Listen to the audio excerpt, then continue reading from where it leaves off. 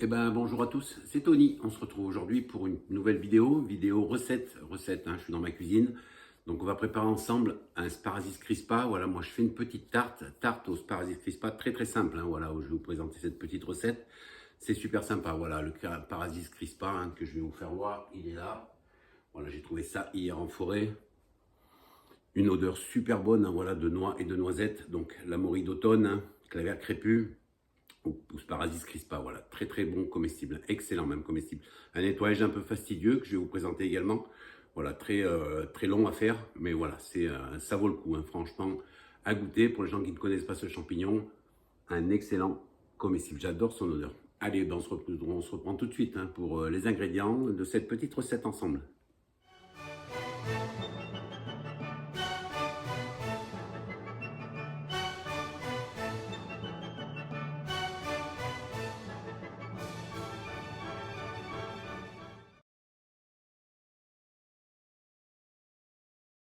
Voilà, allez, bon, on se retrouve dans ma cuisine, donc comme je le disais, donc voilà. Pour cette recette très simple, voilà, une pâte que je fais moi-même, une pâte normale, voilà, de la farine, de l'huile d'olive. Pour cette recette, du sel, du poivre, du sel, une petite échalote pour faire revenir le sparasis crispa qui est ici. Voilà les amis, pour le début de la recette. Voilà les ingrédients qu'il nous faut, pas grand chose, vous voyez, c'est très simple à réaliser. Allez, on attaque la recette. Allez, ben c'est parti pour la recette. Donc, première chose, c'est nettoyer le sparasis crispa, car, comme vous le savez, il pousse sous les pins, donc bien souvent, beaucoup d'épines dans les interstices, au milieu du sparasis. Donc, c'est pour ça qu'il faut vraiment faire un nettoyage un peu fastidieux, mais voilà, très simple, voilà. C'est un champignon, voilà, qui possède qu'un pied, un pied central, voilà, et des ramifications un peu partout. Donc, très simple, voilà, vous détachez des bouts de sparasis, crispa, voilà, qui sont ici. Hop, on découpe en petits bouts et dans la passoire. Voilà, très simple à faire. Il n'y a rien de bien compliqué. Vous voyez, la base du pied, là, bien noire. Donc voilà, je n'utilise pas cette partie-là. Hop, vous voyez, quand je disais que c'est plein d'épines, vous voyez, on les voit ici. Des petites épines, donc on enlève le maximum. De toute façon, on va rincer très fort à l'eau. Voilà, on nettoie. On prend le temps, on prend le temps de nettoyer correctement ce champignon, car il est plein de petites, voilà, au fur et à mesure qu'il pousse, en fait, les épines se mettent à l'intérieur. Donc c'est pour ça qu'il faut faire très attention. Voilà, on découpe des branches, les branches du sparasis. Hop, voilà, on récupère. Vous voyez, regardez, c'est plein à l'intérieur d'épines, de petits bouts de bois. Donc on enlève. Voilà, c'est un nettoyage un peu fastidieux à faire. Voilà, on découpe des petites branchettes, voilà, comme ceci. Et puis, dans la passoire. De toute façon, je vous l'ai dit, on va rincer ça à l'eau claire, très fort. Avec un jet, c'est super bien. Voilà, moi j'ai une espèce de petite douchette sur l'évier de la cuisine. On enlève le plus gros déjà, en détachant les parties. Voilà, on défait les petites branches. Hop. Voilà pour le nettoyage du sparasis crispa. On regarde bien s'il n'y a rien à l'intérieur. On enlève le plus gros, comme je vous l'ai dit. Voilà, les parties assez dures du pied, je les enlève. Hop, voilà des petits bouts. Voilà comment on procède pour le nettoyage du sparasis. On détache, voilà, des petites parties. Et dans la passoire, hop. Voilà, celui-là ça va. Vous voyez, il n'a pas trop d'épines à l'intérieur. Vous voyez, des petites branches toujours à l'intérieur, des petites épines. Vous voyez, là, c'est plein de petites épines. On enlève, on détache. Voilà, parfait.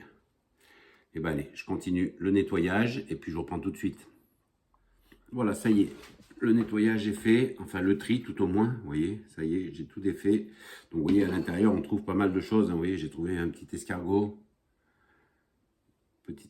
Voilà, énormément d'épines, vous le voyez sur la table, voilà, tout ça c'était à l'intérieur du sparasis. C'est pour ça qu'il faut vraiment prendre le temps de bien séparer, voilà, les parties, voilà, les petites branches, une par une. Maintenant, je vais rincer ça correctement à l'eau froide, et puis on va commencer la cuisson du sparasis. Voilà, allez, ben je reprends tout de suite. Allez, on attaque le nettoyage. Donc là, il ne faut pas hésiter à mouiller. Voilà, moi j'ai une petite douchette, donc ça va pas mal. Voilà, partout, On nettoie correctement. Enlever le maximum d'impuretés qui se trouvent à l'intérieur. Chaque petite partie, vous voyez, je le passe bien à l'eau claire.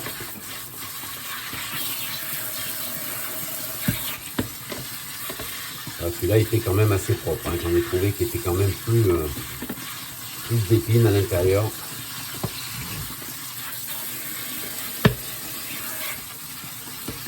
Bon, mais voilà, hein, j'ai l'impression qu'il est propre. Et c'est quand même beau, hein, comme champignon. C'est surtout très très goûtu, donc on n'hésite pas, hein, on reste bien ce champignon.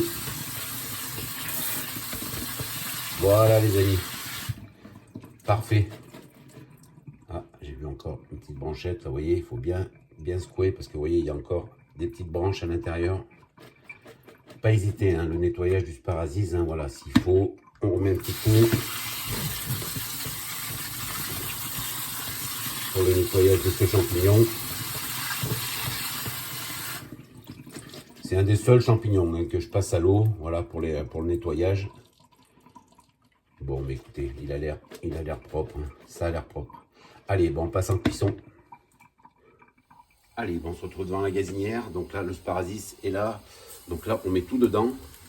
Donc voilà, je tiens à rappeler que le Sparasis crispa est un champignon toxique à l'état cru, hein. Donc voilà, c'est pour ça qu'il faut le faire revenir dans l'eau, le faire cuire minimum 10 minutes, hein.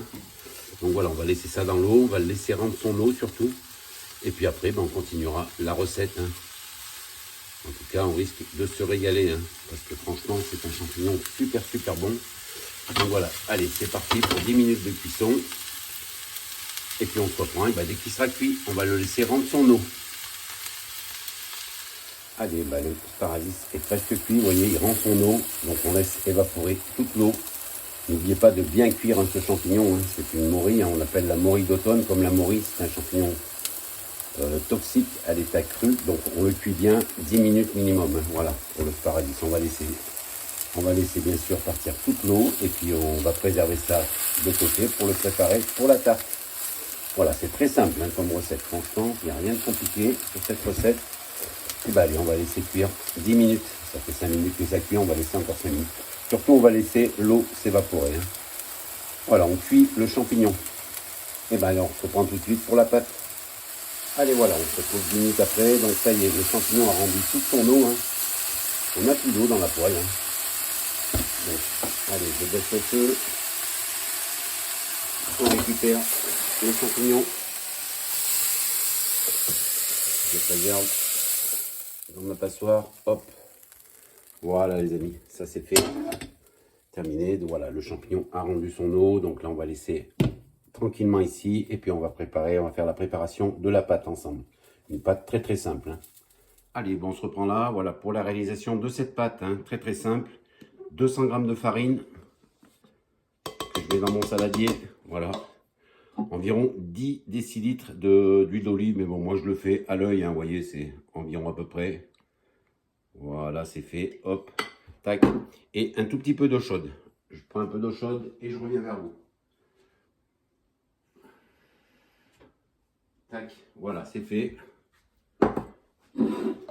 Là, voilà, et puis il n'y a plus qu'à mélanger, hein. C'est très simple, hein, d'obtenir une pâte soi-même.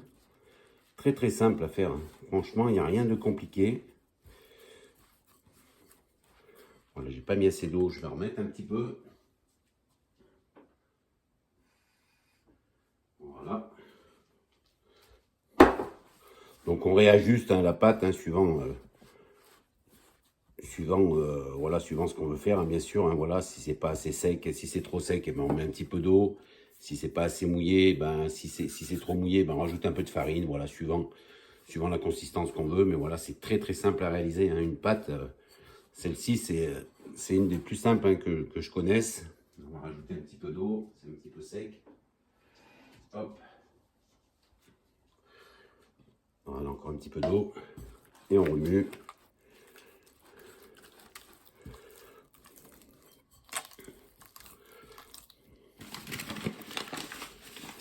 Pour ajuster, hein, voilà, farine, un petit peu d'eau.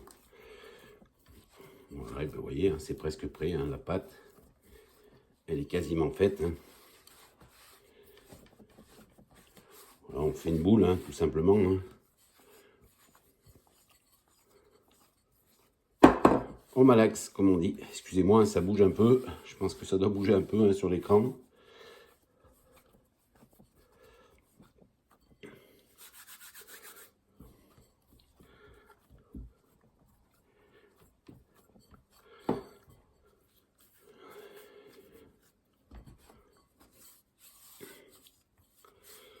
Voilà, on va chercher bien nos bords. Et c'est fait, vous voyez. Hein. Allez, 2 minutes, 3 minutes hein, pour préparer une pâte. C'est super, super rapide. Hein. Et voilà, ma boule est prête. Ma pâte est prête. Voilà.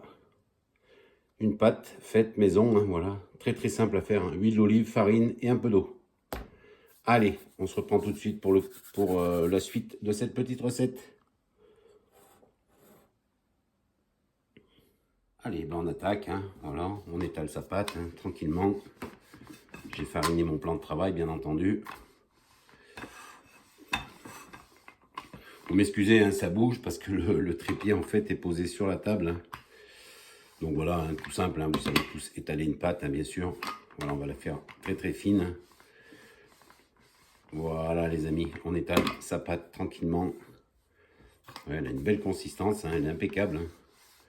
Voilà, et ben allez, je continue cette opération et je mets ça dans mon moule. Allez, ça y est, j'ai fini d'étaler ma pâte. On la remet dans le moule. Hop, hop. Voilà, très très fine. Hein. Voilà, je l'ai faite, je l'ai bien aplatie. Elle est bien, elle est fine. Voilà, on tasse bien les bords. Bon, je vous fais voir, hein, mais je suppose que vous savez faire également. Hein. Voilà. Ça c'est fait. Voilà, le fond de tarte est fait. On va araser les côtés.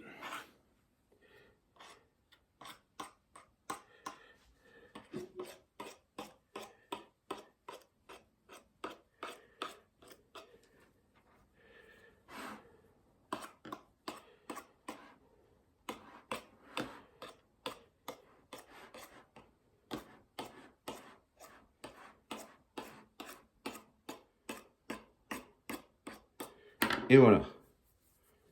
Hop. Je vais garder ça hein, pour faire une petite déco dessus. Vous verrez après. Voilà, je refais une petite boule. Hein. Je vais la garder, la réétaler, puis on l'installera sur le sparasis pour faire une petite déco voilà, de pâte. Voilà les amis, ma pâte est prête. Donc maintenant, on va passer à la cuisson du sparasis. Allez, j'en profite pour allumer mon four. 180 degrés, parfait. Bon, le temps, peu importe. De toute façon, je sais qu'il faut une vingtaine de minutes pour cuire la tarte. Donc voilà. C'est parti. Voilà, j'ai mis mon four en cuisson, en pré-cuisson, histoire qu'il monte bien à 180 degrés. Voilà. Et ben allez, on passe à la préparation du sparasis. Le faire griller un petit peu. Allez, j'ai remis la poêle à chauffer. Donc,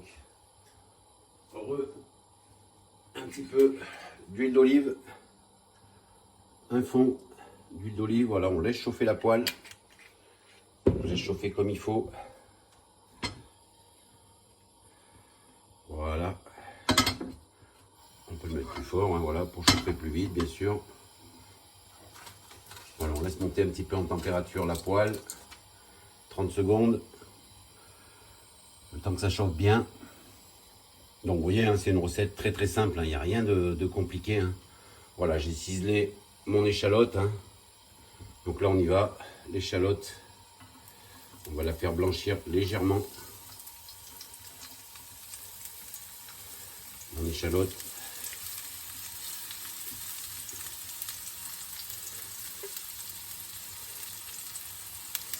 Hop, on laisse blanchir un tout petit peu. Je baisse un petit peu le feu pour pas que ça grille. Voilà, un petit peu d'échalote. Après, c'est suivant son goût. Hein. Si vous préférez mettre un peu d'ail ou Et une échalote, ça relève bien le goût du sparadrap.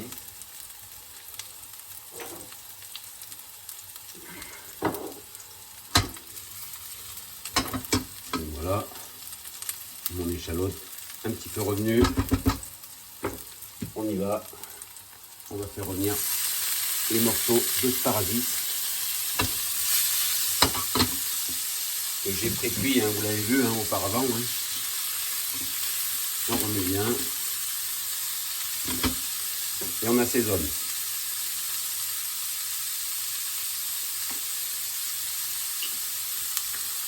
Allez, du poivre.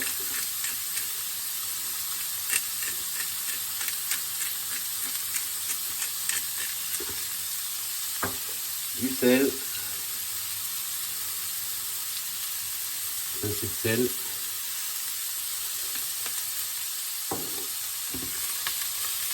Et on laisse maintenant griller un peu le sparadrap. Voilà, comme si on préparait des cèpes ou des girolles, c'est le même principe. Hein. Une fois que le sparadrap a bien cuit, ben voilà, il suffit de le griller un tout petit peu.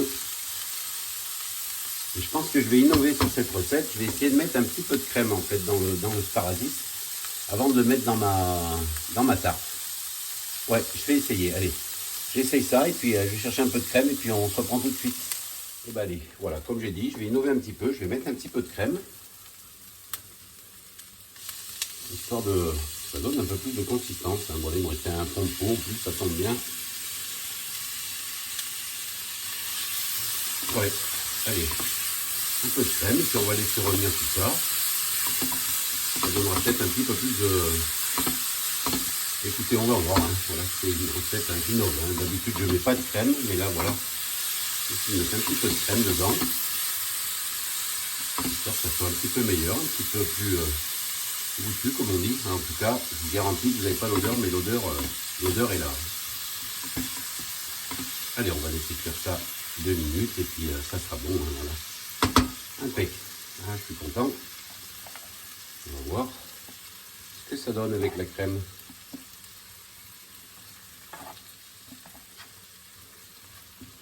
En tout cas, mon fils vient de rentrer dans la cuisine. Il m'a dit qu'est-ce que ça sent bon. Donc voilà, c'est bon signe. Voilà les amis. Le sparadrap va être prêt.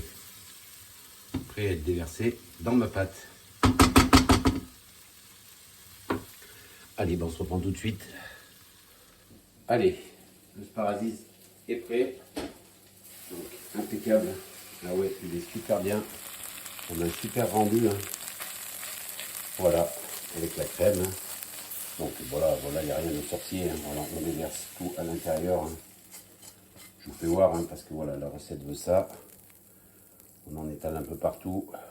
Il était un peu petit, vous voyez, il en manque un petit peu, mais bon, c'est pas grave. Ça fera une tarte quand même.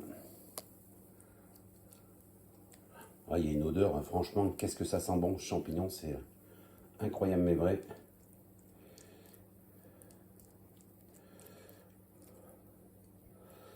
Voilà, on en étale un peu partout. Hop. Il nous reste un petit peu là. Voilà. C'est prêt. Donc j'ai dit un petit peu de déco. Donc voilà, vous voyez, j'ai coupé le reste de pâte. Hein, voilà, j'ai fait des espèces de lamelles, histoire que ça fasse une petite déco. Pour éviter de jeter la pâte surtout. Hop. Voilà. Et ici. Voilà les amis. C'est presque prêt. Un petit peu de râpé sur le dessus, histoire que ça gratine un petit peu.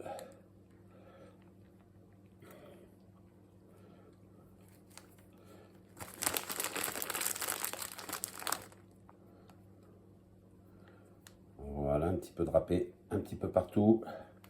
Voilà les amis, bah, la tarte est prête. Hein. Allez au four. Voilà, le four est chaud. Préchauffage de fait. Donc voilà les amis. La petite tarte prête à aller au four. Allez, j'enfonce ça et je reprends tout de suite. Donc ça y est, 180 degrés atteint. Donc on va enfourner la tarte. Elle est là. Allez, où ça part au four. 25 minutes. Voilà. Et ben allez, hop. C'est parti pour la cuisson de la tarte au sparasis. On devrait se régaler. Et ben allez, en attendant, je vais faire toute ma petite vaisselle, ranger la cuisine et puis laisser cuire ça tranquillement. Allez, je vous reprends tout de suite quand ça sera cuit. Allez, la tarte est cuite. Ça fait 30 minutes qu'elle est au four, donc c'est cuit. Voilà, ouais, ça a bien l'air d'être cuit. Elle est jolie. L'odeur, voilà, là, c'est fantastique. Franchement, c'est fantastique. Je vais juste récupérer un gant pour ne pas me brûler. Récupérer la tarte. Ah ouais, franchement, il y a une odeur, superbe odeur. Par contre, vous voyez, il en manque un petit peu. Voilà, c'était un petit, donc bon, c'est pas bien grave. Ça fera quand même. Vous voyez, la petite déco que j'ai fait dessus, c'est sympa. Une petite étoile. Je pose ça au four. Voilà les amis pour la tarte. Tarte au sparasis. Voilà, le gruyère un petit peu, voilà, c'est pour donner un petit peu plus de gourmandise, on va dire. Voilà les amis, superbe. Voilà, je vous le fais voir ça. Vous voyez, j'ai des belles pêches à la maison. C'est pas des pêches de chez Auchan. Là, je vous garantis que voilà, c'est des pêches de chez moi, non traitées. Mais elles sont délicieuses. Voilà, c'est les dernières. Et voilà, échange de bons procédés. J'ai mon voisin qui a un superbe figuier. Donc tous les ans, en fait, je lui donne un peu de champignons. Et voilà, il m'autorise à prélever des figues dans son magnifique figuier. Elles sont superbes. Elles sont super bonnes. J'en ai mangé 3-4 à midi. Donc voilà, de temps en temps, tous les 2-3 jours, je vais chercher quelques figues chez lui. Il m'autorise à rentrer et me servir, donc c'est cool. Voilà, il est belle pêche. Allez, le sparasis est là, la tarte au sparasis est prête. Et ben allez, je vous reprends pour une petite conclusion. On la mangera ce soir. Allez, à tout de suite. Allez, bah, cette vidéo est maintenant terminée. J'espère que vous a plu. Voilà. Belle recette de sparasis crispa, tarte au sparasis crispa. Voilà, il en manque un petit peu. Voilà, j'avoue qu'il y a quelques trous, mais c'est pas grave, on va quand même se régaler ce soir. Allez, je pose ça sur la table parce que c'est bien chaud. Voilà. Voilà les amis, petite recette de tarte au sparasis crispa, donc que j'ai réalisé avec vous. Donc j'espère que ça vous a plu. Voilà, petite vidéo qui change un petit peu des cueillettes de champignons et de sorties dans les bois. Donc j'essaye voilà, de vous proposer quelques petites recettes. C'est une recette très très simple, vous l'avez vu, il n'y a rien de compliqué à réaliser cette recette. Par contre, le sparasis crispa, pour ceux qui n'ont pas encore la chance d'en avoir trouvé ou d'avoir goûté, j'espère un jour que vous tomberez dessus parce que franchement, c'est un super super champignon. Donc on peut le manger à la crème, naturellement, voilà, sans faire de tarte, avec un peu de pâte, des tagliatelles, quoi qu'il en soit. Mais voilà, moi je fais cette petite tarte et tous les ans, on se régale avec. Donc voilà, avec une petite salade verte, ce soir, ça fera notre repas. Voilà les amis. Donc, comme d'habitude, si vous avez aimé cette petite vidéo, les petits pouces, le petit commentaire pour interagir. Dites-moi ce que vous pensez de cette petite recette. Et un abonnement, si ce n'est toujours pas fait, vous rejoignez ma chaîne. Allez, je vous laisse. Je vous dis à bientôt. On se retrouve très très vite dans les bois. Je vais aller voir si les cèpes demain matin. Voilà, demain matin, je sors. Je pense que je vais aller faire un petit tour aux cèpes de Bordeaux. Voir si des fois, il y en a quelques-uns qui sont sortis. On va aller vérifier tout ça, l'évolution en altitude. Allez, je vous laisse. Je vous embrasse toutes et tous. Et je vous dis bye bye, à la prochaine. Et puis, si on veut voir des recettes, des champis, on continue à suivre Tony. Allez, la bise à tous. Bye bye.